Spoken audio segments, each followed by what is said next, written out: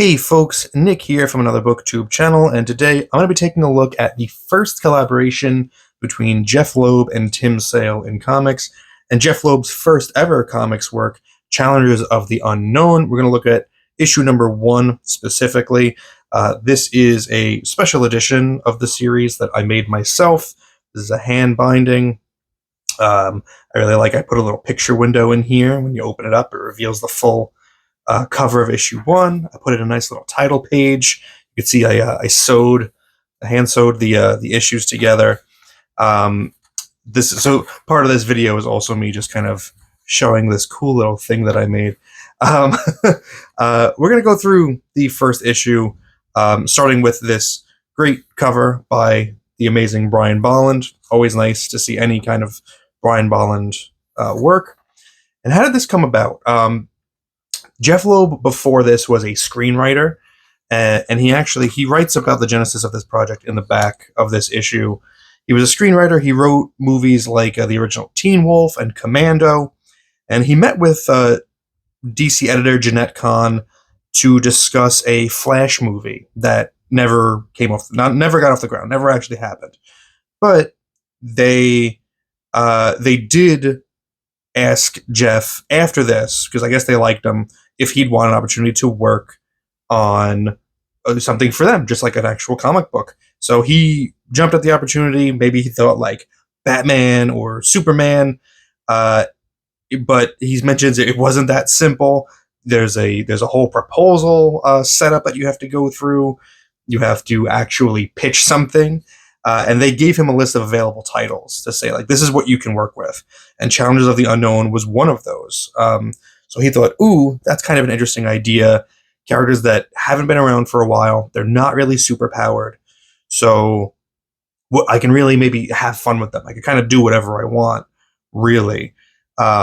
So he went with that, and they introduced him to Tim Sale, and history was written. They would go on to collaborate on things like Batman: The Long Halloween, Catwoman When in Rome, a bunch of stuff from Marvel like Daredevil Yellow. I think they did Superman for All Seasons together. They did a lot together. They were a very celebrated collaboration. Unfortunately, Tim Sale has passed away, so we've seen the last of the collaborations. Although I know that Jeph Loeb did announce like a follow-up to Long Halloween recently. I don't know how that's going to work without Tim Sale, or how that's going to be received. Let's get into the actual comic here. This is the opening splash page, and this is something that's established in their collaboration early on, opening with a big splash page that focuses on a single character. Because opening on a splash page isn't unique. Marvel's been doing that forever. But to specifically open where the focal point is a single character, either in close-up or maybe a full body shot while they're doing an action, that is something that I think is kind of specific to Jeph Loeb's writing. I flipped through Long Halloween and Daredevil Yellow and Catwoman, and all of the first pages, almost all of them, had that kind of setup of just like one central character in focus. This is opening with, this is the character Multi-Man, an old rogue from the Challengers gallery from the 70s, from their inception. And when we turn the page, we see that that image is actually part of a comic book, essentially. And this is such a fun page. Seeing comics within comics is always kind of neat, kind of fun. And seeing it bent and like twisted out of shape, I think, is a fun twist on that idea. It's not just straight on panels. These pages are crimped and curled over, so we get only glimpses. And it's really impressive. Tim Sale's like doing it all in the correct perspective for each of those panels. That's super fun. What this actually ends up being is a copy of Tattletale magazine, basically a tabloid.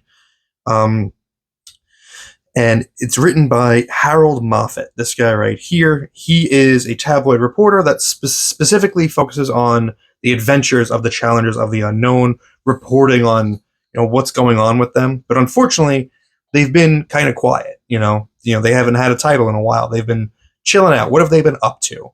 So his boss sent him out on assignment to Challenger Mountain, or Challengerville, where Challenger Mountain can be found, to get a new story. So what is Challengerville? This is something that I believe Jeph Loeb came up with for this project. It's essentially like a theme park town. It is a town near the mountain where the Challengers of the Unknown live, where they're headquartered. And it's like a tourist trap. It's basically gift shops, and everything is Challenger of the Unknown theme. So there's Challenger Theater, Challenger Cola, like all that kind of stuff. So he heads out there, and what starts from this page on for a few pages is a sequence where we're going to have each page be 4 panels, 4 widescreen panels stacked on top of each other. And as you're reading it down the page, you're changing characters, settings, characters and settings. But as you flip through, if you read it just across the row, that reads sequentially. So this top row is sequential, the second row is sequential, third is sequential, etc. This is a cool idea. I've seen this a few times in comics, and what I always do when I encounter a sequence like this is I read it down like as it's intended to be read first. So I'll read page, and then once I'm done with the sequence, I'll go back to the start of it and then read it sequentially for the row. So then I read this top row across until the end of the sequence, and then the second row, and so on. So that's kind of what I'll do here in my explanation. The top row is Harold Moffat, who is being given the assignment to go investigate the Challengers. He takes a plane down there to Challengerville, and he's asking the locals if they've got any interesting gossip or stories about the Challengers. He hears from multiple people that Rocky bought a cat, a little kitten, and unfortunately the kitten died. And this annoys me so much. They put an ad here, and the sequence ends on the next page. Like, we could have just had this be over here. Like, just put the ad over here, just so like this sequence can continue to flow. And that sequence ends with him in his hotel room looking at Challenger Mountain. In the second row, we have this gangly, kind of nerdy-looking guy who's mumbling to himself a bunch of rhyming words: tryptophan, cryptophane, novocaine, revenge, methadone, brethadone, snow cone. So he's muttering nonsense. You could probably anticipate he's going to be a character to look out for. He's going to the Challenger's gift shop and looking around. He's joining a tour of Challenger Mountain. Over here, he's sneaking off from that tour, and here he is planting a bomb, and he's saying bomb, bomb, bomb, bomb, bomb, calm. The third panel down, the third row, that's going to be your introduction to the actual Challengers. So here we have Prof Haley and June. They are looking into a alternative energy source, perpetually renewable energy. Red is fighting robots in the gym.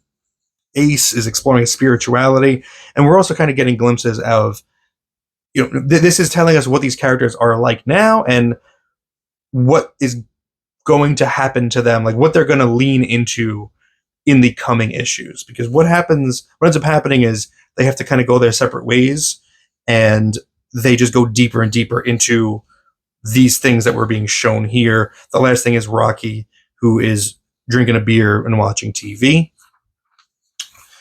And the final panel of that sequence is the professor calling everybody down to the lab with him because he's got big news to share. The final panel, the bottom row, just says deep space, and we have this magenta spray and some weird glyphs. Don't know what they mean. But it ends with this kind of like blah, blah, blah, blah. It's the only way to describe it, is blah, blah, blah, blah. And then we get the reveal that that's what's on Prof. Haley's computer. He thinks that he's found this incredible source of energy, and he's ready to flip this switch because he thinks when he flips this switch, I don't know exactly what's going to happen, what he thinks is going to happen, but it'll tap into this energy supply, I think, and prove that they can use renewable energy or something like that. So they all say, flip the switch. Another super fun panel of like these cubes kind of falling through blank space. I think this is messing with the fact that this series kind of messes a little bit with Not quite other dimensions, but like fractal dimensions. Things branching off, things being kind of different than what you not super linear. And so this is a neat way to kind of display that, like these dice being rolled, and we're getting all the characters we've met so far that are being on each side of those dice. And we can see, we actually had a close-up of this little robot that's been going through the past few pages.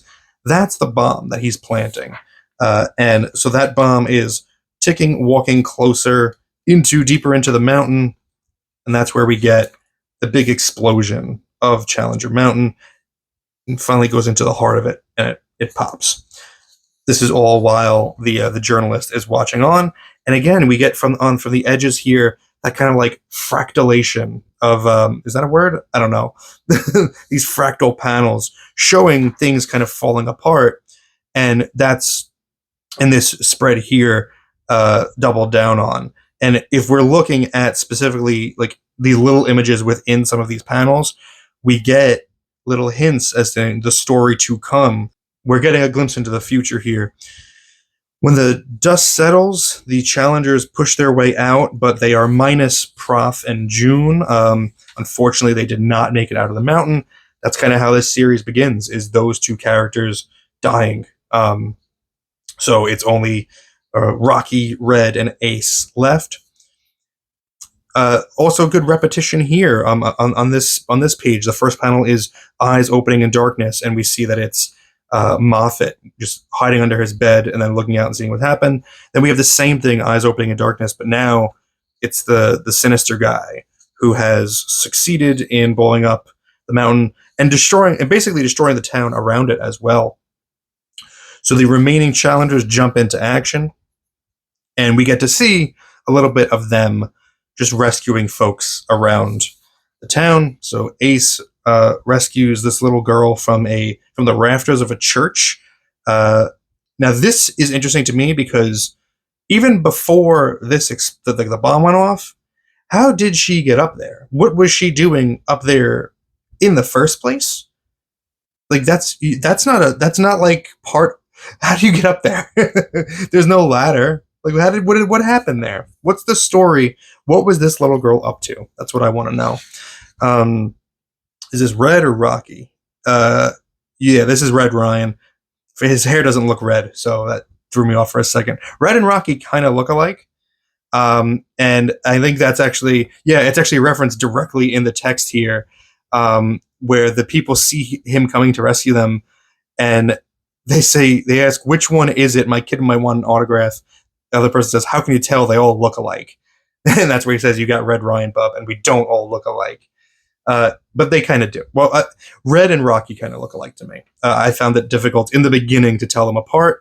I eventually just picked up on that Rocky has some gray in his hair, so that made it easier. And of course, as you read on, it makes it easier as well. But in those original comics, the Jack Kirby ones, it does get a little bit confusing. Like, it took me forever to tell like Prof Haley and Red and Rocky apart. Rocky saves these people from fires by tampering with the water main. Smart idea. And then we get some news coverage. Moffat and another reporter, Jody Watkins, are on the scene. She's reporting with a TV camera. We get these Frank Miller-esque talking heads TV moments, while we get the news coverage, the overhead shots of the town burning. And what ends up happening is the challengers get taken away, at gunpoint. Great panel.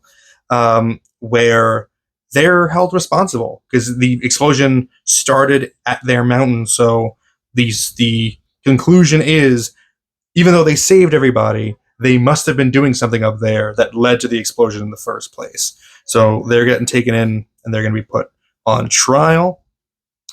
And we end with, we're seeing that action on location, comes out to a television screen, and we pull back further to see that screen's being watched by that weird guy.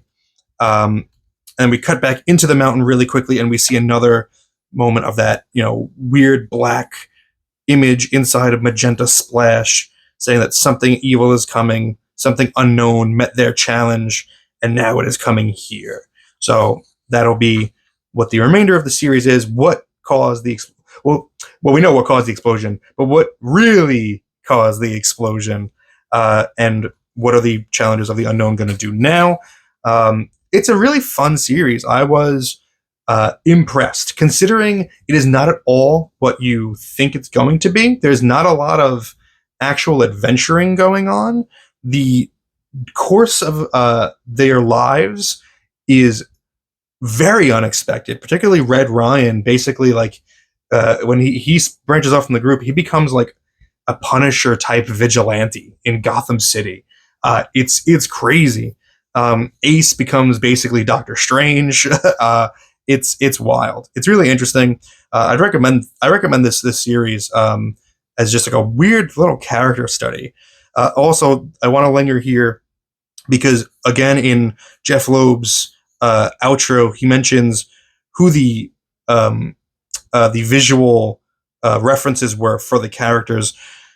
So for Rocky, they went with Sylvester Stallone, which I kind of see. Ed Harris for Red. I don't see that. Robert De Niro for Ace. Again, that's another one I don't really see. I don't think of Robert De Niro having this kind of thin face. This is 2001, but even still, I don't remember De Niro ever having kind of like a thin face like that. Jessica Lange for June. We don't really see June in this issue. And former Prime Minister of Canada Pierre Trudeau for Prof. Haley. And Moffat began as comedian Jerry Seinfeld and wound up as Stephen Lang. I don't know Stephen Lang just from hearing the name, but I definitely see the Jerry Seinfeld in that look. So there you go. That is Challenges of the Unknown #1. That's a really fun issue. It's a fun series. Let me know your thoughts on it in the comments below. Let me know if there's anything cool in this issue that I missed. Thank you very much for spending some time with me today, but now it's time to get back to reading.